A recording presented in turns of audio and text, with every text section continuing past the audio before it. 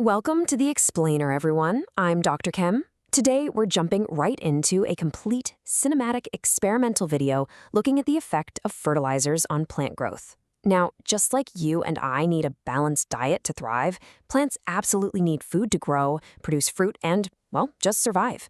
But here's the thing. How they get that food and the choices we make when we're feeding them, it sparks one of the absolute most fascinating dilemmas in modern science. So, what actually happens when we give our plants way too much of a good thing? It's a pretty wild question, right? Because we usually think of plant food as, inherently good. But today, we're going to see how a totally well-intentioned nutrient boost can completely backfire. We're talking devastating harm to the exact crops we're trying so hard to nurture. Okay, here's our roadmap for this explainer. First up, the plant nutrition basics, then synthetic versus organic fertilizers. From there, we'll look at real results in watermelon growth, the danger of fertilizer burn, biofertilizers and soil health, and finally, wrap it up with a sustainable agricultural future. All right, let's kick things off with Section 1, the plant nutrition basics. Down to the absolute basics, a fertilizer is literally just any material, whether it's totally natural or completely synthetic, that we apply to the soil or directly to plant tissues to supply nutrients. Now, for the vast majority of human agricultural history, fertilizer meant things like animal manure, charcoal, maybe some lime or wood ash. Farmers totally knew this stuff improved their soil way before they understood the actual chemistry behind it. Today, obviously, we've got both organic sources and these highly engineered industrial chemicals to get that exact same job done. And right at the core of all this modern plant nutrition is the classic NPK breakdown. Think of these macronutrients almost like the architectural blueprints of a house. Nitrogen, the N, is your framing and your walls. It aggressively drives green leaf and stem growth. Then you have phosphorus, the P. That's your foundation and your finishing touches, really promoting those hidden root systems, the beautiful flowers, and the vital seeds. And finally, potassium, the K. This is your plumbing and structural reinforcement. It builds these incredibly strong stems and regulates how water moves through the whole system. Without these three chemical pillars, the plant literally cannot stand. Moving right along to Section 2, synthetic versus organic fertilizers. Honestly, the easiest way to think about the difference here is like choosing between a really quick sugar rush and a slow, sustained, healthy diet. Synthetic fertilizers feed the crops directly. They are highly concentrated, super fast-acting, and give the plant this massive immediate surge of macronutrients. Organic fertilizers, on the flip side, have a much lower concentration of nutrients, but they release them slowly over time as the materials actually decompose. So one treats the plant directly, while the other is really treating the whole soil ecosystem. If we stack them up side by side, organic fertilizers give you this optimal gradual nutrient release. It's incredibly safe, literally almost zero risk of chemical burns. And more importantly, they are actively building up healthy organic matter in the ground. Synthetic fertilizers? Totally different beast. Their release is rapid. Great if you need a quick fix, sure, but they pack a really high salt content. That creates a massive risk of actually burning the plant. Plus, over time, dumping these concentrated chemicals can completely alter your soil's pH and degrade all that crucial microbiology living right beneath the surface. Let's look at some actual data in Section 3, real results, watermelon growth. This brings us to a super fascinating study published in the International Journal of Current Microbiology and Applied Sciences. The researchers were looking specifically at Citrullus lanatis. For the rest of us, that's the watermelon. And they wanted to see exactly how this specific crop responds when you give it highly calibrated mixtures of micronutrients alongside plant growth regulators. Get this, 372. That is the staggering number of leaves they achieved per plant under the optimal treatment. By carefully tweaking those micronutrients and regulators, the researchers essentially unlocked this explosive, incredible vegetative growth.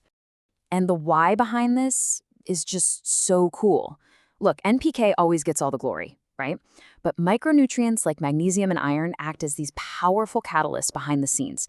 They are specifically there to boost the synthesis of chlorophyll. So by ramping up that chlorophyll production, you're essentially supercharging the plant's whole photosynthetic engine. It captures more sunlight, converts it faster, and boom, you get that intense vegetative vigor. But of course, there's a dark side. Section 4, the danger of fertilizer burn. So what exactly happens when we push things just a little too far? Well, when synthetic chemicals are overapplied, we trigger what's called fertilizer burn. Step 1, you add way too much salty synthetic fertilizer to your soil. Step 2. Because of all that salt, the soil's osmotic pressure severely drops. Now, because water always wants to move toward a higher concentration of salt, step 3 creates this microscopic literal tug of war underground. The salty soil actually starts pulling water out of the plant's roots. Ultimately, even if the plant is sitting in damp earth, it starves, wilts, and chemically burns from severe dehydration. Crazy, right? If you're a gardener or out there farming, you absolutely need to know how to spot this quickly. Keep an eye out for a telltale white salt crest forming right on the surface of your soil. Also, watch out for the lower leaves turning brown and dying off. That's a classic symptom of root rot from way too much nitrogen. If you catch it early enough, you can heavily water the plant just to flush all those excess salts away. But in really severe cases, you might literally have to yank the plant out, completely clean its roots of the toxic soil, and repot it in fresh dirt. Which perfectly tees up Section 5, Biofertilizers and Soil Health. All right, clearly, just dumping pure synthetic salts into the earth comes with some pretty major hazards. Enter the biofertilizer. By definition, a biofertilizer contains living microorganisms that actively colonize the root zone to naturally increase the supply of primary nutrients. Let that sink in for a second. We aren't just sprinkling dead chemicals here. We are adding living, breathing, microscopic allies that form this brilliant, mutualistic, symbiotic relationship with the host plant itself. Let's officially meet some of these microscopic farmers working tirelessly underground.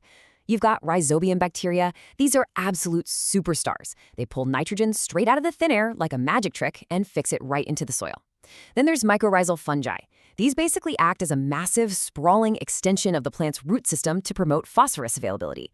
And of course, we definitely can't forget cyanobacteria, or blue-green algae, which just continually enrich wet soils with fresh organic matter. And the impact of enlisting these microbial heroes is absolutely profound. Using biofertilizers can actually increase your overall crop yields by up to 20 to 30%. And honestly, what's even more impressive is that they can replace the need for those harsh chemical nitrogen and phosphorus additives by a staggering 30%.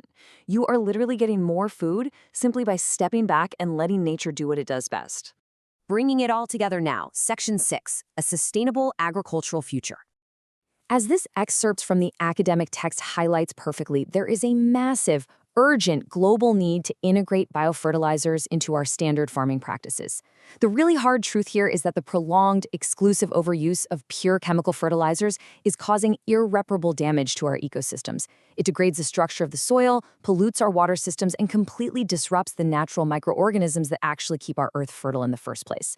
Integrated nutrient management isn't just a buzzword, it's ecologically critical. So, how do we actually pull this off in the real world? It's all about balance, right? A super effective strategy is to apply organic, compost, and biofertilizers early on. Do that to build a rich, healthy soil ecosystem before you even put a seed in the ground. Then you use highly targeted synthetic mineral fertilizers only during the absolute critical growth stages, like right when a plant is about to flower. Feed the soil first and precisely supplement the plant second. I think the agricultural experts at EOS Data Analytics put it perfectly. Quote, combining synthetic and organic fertilizers is a winning strategy, end quote. The future of farming isn't about choosing exclusively between, pure organic practices or high-power synthetics. The smartest path forward is harmonizing them. It's about getting those fast-acting benefits of synthetics without destroying the long-term living biological health provided by organics. Which leaves us with a final, pretty big thought to consider today. Whether you happen to manage a massive 1,000-acre farm, or you just have a few potted tomato plants sitting out on your balcony, will you rely strictly on that immediate chemical sugar rush for your plants, or will you start investing in the living, breathing health of your soil? The choice you make literally shapes the future of the ground beneath our feet. This has been Dr. Kem. Thanks so much for joining me on this cinematic explainer, and I'll catch you in the next one.